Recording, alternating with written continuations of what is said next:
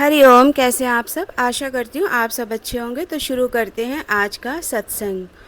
ओम सतगुरु नमः।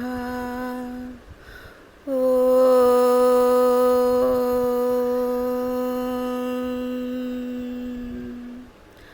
परमात्मने नमः। श्लोक। जितेंद्रिय और बुद्धिमान व्यक्ति धर्म और अधर्म के फल का त्याग करके जन्म बंधन से मुक्त होकर अनामय परम पद को प्राप्त होता है। अनामय, अनामय का मतलब होता है अमूल्य, कीमती। अनामय, अनामय परम पद को प्राप्त होता है। माना कीमती पद, अमूल्य पद। उनको कौन प्राप्त होता है? वो प्राप्त होता है जिसने जितेंद्रिय और बुद्धिमान व्यक्ति धर्म और अधर्म के फल का त्याग करके जन्म बंधन से मुक्त होकर अनामय परम पद को प्राप्त होता है।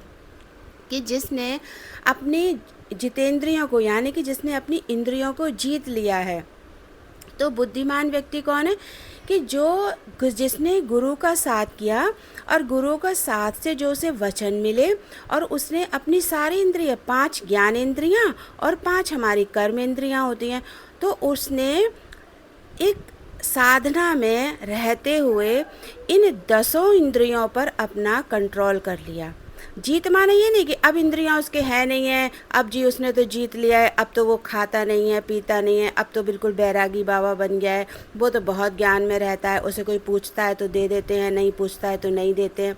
वो नहीं, वो तो आप ये समझिए ऐसा व्यक्ति तो ज्ञानी होने का दिखावा कर रहा है। अब उसे लग तो रही है भूख, है ना, अब पेट तो मांग रहा है ना खाना, अब लेकिन आगे वाले के पास से आ ही नहीं रहा है।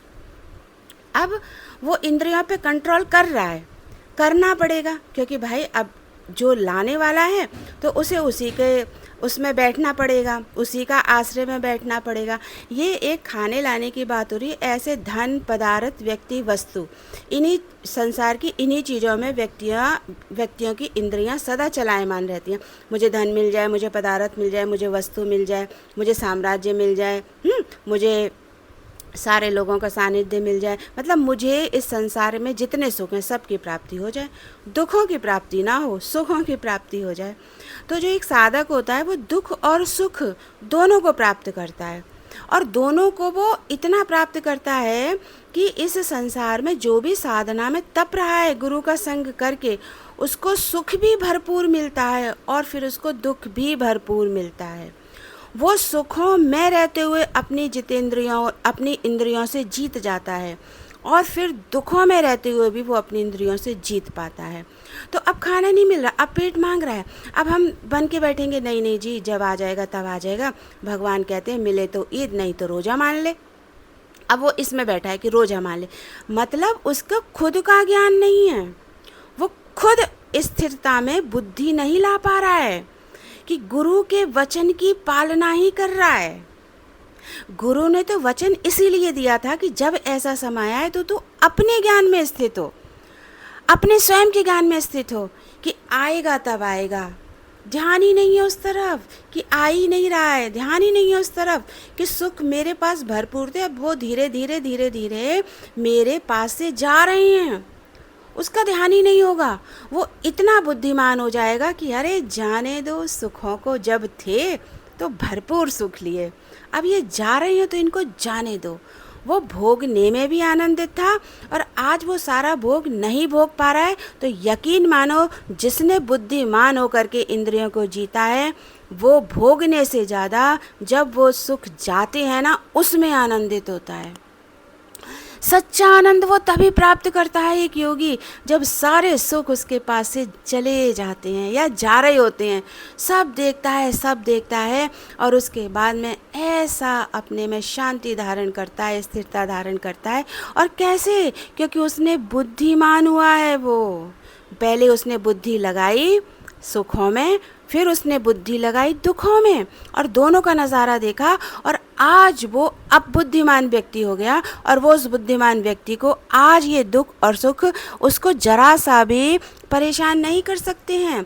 अब जब उसका दुखों से पीछा छूट गया, सुखों से पीछा छूट गया, तो दुख माना अधर्मी और सुख माना धर्मी।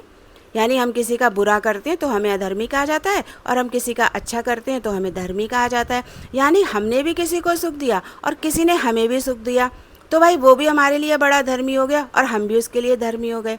ऐसे ही किसी ने हमें बड़ा दुख दिया और हमने भी किसी को बड़ा दुख दिया, तो उसके लिए हम अधर्मी हो गए और हमारे लिए वो अधर्मी हो गया।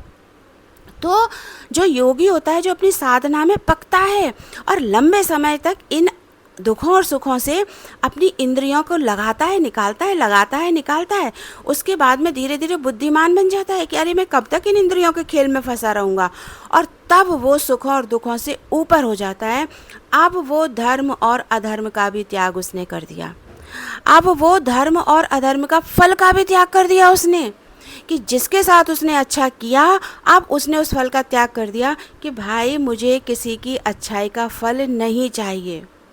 और जिन लोगों ने उसके साथ अच्छा किया उसका भी उसने फल का त्याग कर दिया कि अब मुझे हे गुरुवर किसी की भी ना अच्छाई अपनी का फल चाहिए और ना उनकी अच्छाई का फल मुझे चाहिए। मुझे कोई फल नहीं चाहिए। अब तो मुझे चाहिए सिर्फ तू, तेरा ध्यान, तेरा ज्ञान, तेरा मनन। मैंने जो गुरु की शिक्षा प्राप्त की, अब मैं वो अपनी सारी बुद्धि तेरे और केवल तेरे पाने के लिए लगा रहा हूँ। और वो कौन? वो परम पिता परमात्मा, जो ज्ञान गुरु हमें दे रहा है, जो ज्ञान हम सुन रहे हैं। आप सोचो तो आप गुरु का ज्ञान सुन के गुरु को ही प्राप्त कर रहे हो। गुरु तो टीचर है, गुरु तो मार्गदर्शन करता है। आखिर गुरु क्यों किया है? गुरु किस लिए किया है? गुरु का चक्कर क्यों लगा रहे हो? रोज सुबह शाम गुरु के वचनों की पालना क्यों कर रहे हो? गुरु की दृष्टि में अच्छा बनने के लिए नहीं, उस परम परमात्मा को पाने के लिए गुरु की दृष्टि में अच्छा बनना पड़ता है। और जो अच्छा बन करके मिथ्या होके दिखा रहा है ना, कि वो अंदर से तो कुछ और है और बाहर से बहुत अच्छा बन के दिखा रहा है, तो यकीन मानो गुरु देह से उसको मान लेगा अच्छा, लेकिन जो अंतःकरण में स्थित गुरु के भी जो परमात्मा है ना, वो सब देख रहा है एक शिष्य की कारीगरी। एक शिष्य गुरु के लिए क्या कर रहा है और एक गुरु भी शिष्य के लिए क्या कर रहा है। देखो, ऊपर से धर्म और अधर्म तो हम बहुत जल्दी हमें देखने में आ जाएगा, किसने बुरा किया, या गुरु ने शिष्य का बुरा किया या शिष्य ने गुरु का बुरा किया, तो भाई ये बड़े अधर्मी निकले, ये बड़े अधर्मी निकले। लेकिन अधर्मी सच में कौन है, अधर्म का पालन सच में कौन कर रहा है, ये दुनिया कभी नहीं देख पाएगी। ये जो आने वाले हजारों की भीड़ है ना, ये भी कभी नहीं देख पाएगी। ये तो जो गुरु और शिष्य के भीतर बैठा हुआ जो परम परमात्मा है, वो ही देख सकता है कि गुरु अधर्मी है या शिष्य अधर्मी है। तो केवल हमें क्या करना है? हमें केवल गुरु के वचन सुन करके अपनी सत्यता पर चलना है। एक गुरु चाहे शिष्य कुछ भी बोले उसके बारे में, अगर वो अपने धर्म के मार्ग पर चल रहा है तो उसे वही अनुसरण करना है। उसे कुछ नहीं मिलेगा शिष्यों की नज़रों में धर्मी बनने से, या शिष्य उसकी प्रशंसा करें, कुछ नहीं मिलेगा। और शिष्य उसकी प्रशंसा ना करें तो भी उसे कुछ नहीं मिलेगा। वो अपना काम करेगा और संसार को अलविदा कह के चला जाएगा। ऐसे एक शिष्य भी है। शिष्य को भी कोई मतलब नहीं होना चाहिए गुरु से। गुरु की वाणी सुन करके उसको अपना सारा ध्यान और चिंतन और मनन केवल उस परम परमात्मा को पाने के लिए लगाना चाहिए और स्वयं की परम गति के लिए लगाना चाहिए।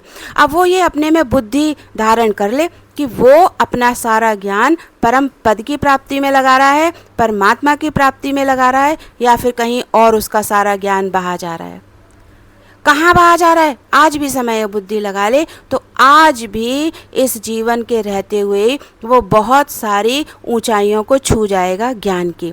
तो अब जिसने जितेंद्रियों को जीत लिया और जो बुद्धिमान व्यक्ति धर्म और अधर्म के फल का त्याग करके, अब त्याग कर दिया उसने धर्म और अधर्म का, कैसे? जैसे पीछे बताया गया, जन्म बंधन से मुक्त होकर अनामय परम पद को प्राप्त होता है।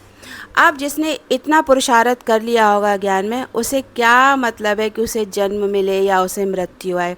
वो तो जीते जी मुक्त हो गया, वो तो जीते जी मुक्ति पद को पा गया, वो तो जीते जी मुक्ति की राह में आगे बढ़ा और उसने सारे के सारे अनुभव जीते जी ही कर लिए।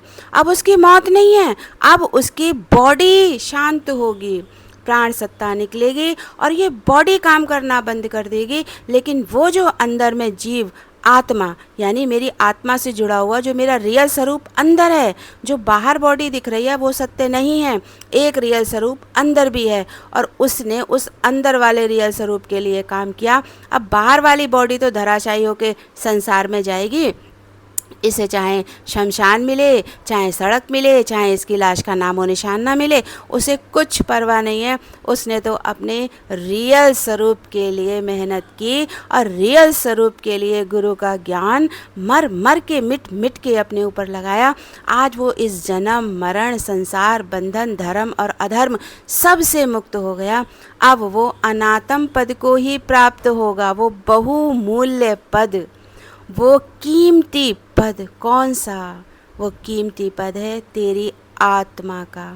आत्मा का परम पद प्राप्त करता है एक उच्च योगी, जो आता तो निम्न अवस्था से है, लेकिन गुरु का सच्चा संग करके, गुरु के वचनों से सच्ची लिंक लगा करके वो निम्नतम से उच्चतम अवस्था प्राप्त करता है और उच्चतम अवस्था प्राप्त करके वो परम पद की प्राप्ति करता है। तो ऐसा मेरा गुरु है, सच्चा साफ निर्मल, और उस गुरु का संग करके सब अपनी उन्नति करें, ऐसा गुरु भी चाहता है और ऐसा मैं भी चाहती हूँ। मैं भी बोलूँगी कि हाँ मैं भी चाहती हूँ। तो इस वाणी को मैं यही विराम देती हूँ। मिलते हैं आपसे अगले सत्संग में, तब तक आप सब अपना ध्यान रखिएगा। हरि ओम।